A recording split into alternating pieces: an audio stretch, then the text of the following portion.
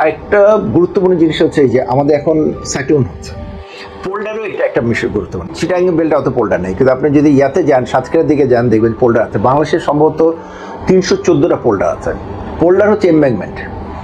আপনি চিটাগাং এয়ারপোর্টের পিছে একটা পোল্ডার আছে, দেখবেন যে ওটা হচ্ছে এমব্যাঙ্কমেন্ট। তার মানে যাতে বেজাতো না, সিপিজেডে পানি না ঢুকে যায়।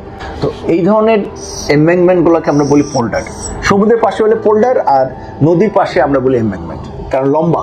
নদীর পাশে হচ্ছে লম্বা, যাতে নদীর পানিটা শহরে না ঢুকে। এরকম ঢাকার চারিদিকে আছে, রাজশাহী শহরে আছে, চিটাগাং শহরে আছে কিনা যায় না, সিলেটে আছে, কারণ ওর পাশে যেগুলো রিভার আছে যাতে পানিটা না ঢুকে। কারণ আমাদের বেশিরভাগ এমব্যাঙ্কমেন্ট বা পোল্ডারগুলো কিন্তু বালু মাটি দিয়ে তৈরি। কারণ কি? কারণ এটা রেডিলি অ্যাভেলেবেল, কত খুললে এটা বালু আনতে পারে। কিন্তু সারা পৃথিবীতে এই ধরনের পোল্ডারগুলো তৈরি করার সময় মাঝখানে একটা ক্লে লেয়ার দিয়ে দেয়।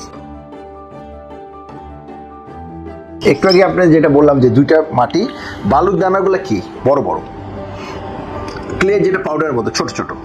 বড় দানা যখন থাকবে তখন ওর মধ্যে কিন্তু পানি সহজে পাস করতে পারে, আর যেটা ক্লে পাউডার খুব ছোট ছোট দানা, ওর মধ্যে কিন্তু সহজে পানি পাস করতে পারে না।